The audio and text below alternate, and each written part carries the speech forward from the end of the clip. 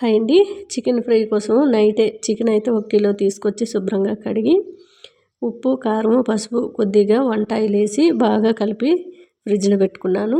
Stove మీద కళాయి పెట్టుకొని ఒక 2 స్పూన్ల వరకు ధనియాలు, 1 స్పూన్ వరకు జీలకర్ర, ఎండు కొబ్బరి, లవంగాలు ఒక 4, యాలకులు 2, దాల్చిన చెక్క చిన్న ముక్క, మరాఠీ మొగ్గ 1, 4 ఎండుమిరపకాయలు, ఒక హాఫ్ చెంచా వరకు మిరియాలు బాగా వేగిన తర్వాత 1 స్పూన్ వరకు ఆవాలు వేసుకోవాలి. ఆవాలు వేసుకుంటే చాలామంది చేదు వస్తుందేమో అంటారు. చేదు అస్సలు ఉండదండి, చాలా టేస్ట్గా ఉంటుంది. అవన్నీ మిక్సీ గిన్నెలో తీసుకొని మళ్ళీ అదే కళాయిలో కొద్దిగా ఆయిల్ వేసుకొని ఆనియన్ సన్నగా, ఉల్లిపాయ ముక్కలు సన్నగా తరిగేసుకోండి. అవి బాగా ఫ్రై అవ్వాల్సిన అవసరం లేదండి, ఎందుకంటే మనం చికెన్ ఫ్రై చేసుకుంటున్నాం కాబట్టి. మనం స్టవ్ మీడియంలో పెట్టుకొని చక్కగా చికెన్లో వాటర్ అంతా ఇంకిపోయే వరకు మనం కలుపుతూ ఉడికించుకోవాలి. 1 చెంచా వరకు అల్లం వెల్లుల్లిపాయ పేస్ట్ వేసుకున్నాను.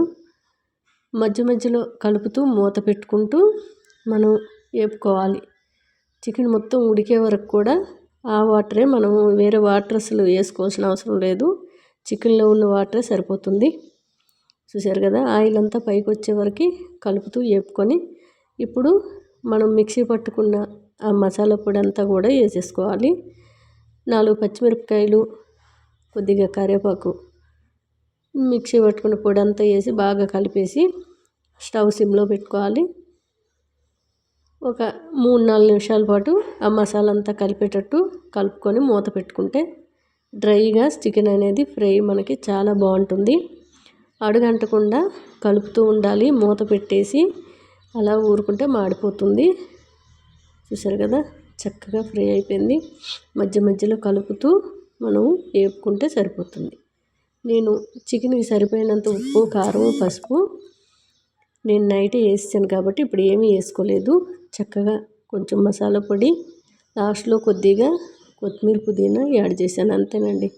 టేస్ట్ చాలా చాలా బాగుంటుంది. దీని రసం పక్కన పెట్టుకొని చక్కగా రైస్లో మనం కలుపుకొని తినొచ్చు. చాలామందికి ఫ్రై కూడా కలుపుకోవడం అంటే చాలా ఇష్టం. అలాంటి వాళ్ళు కలుపుకొని తినొచ్చు. కమ్మగా టేస్ట్గా ఉంది. లేదనుకుంటే రసంతో పాటు సైడ్ డిష్గా కూడా తినొచ్చు. చూసారు కదా, కమ్మగా ఉడికిపోయింది. కాలుతుందండి చెయ్యి, అందుకని మీకు చూపించడం కొంచెం ఇబ్బందిగా ఉంది, కానీ చాలా టేస్ట్ బాగుంది. ఎవరికైనా నచ్చితే ట్రై చేయండి. ఒకసారి చేసుకుంటే మళ్ళీ తింటారు.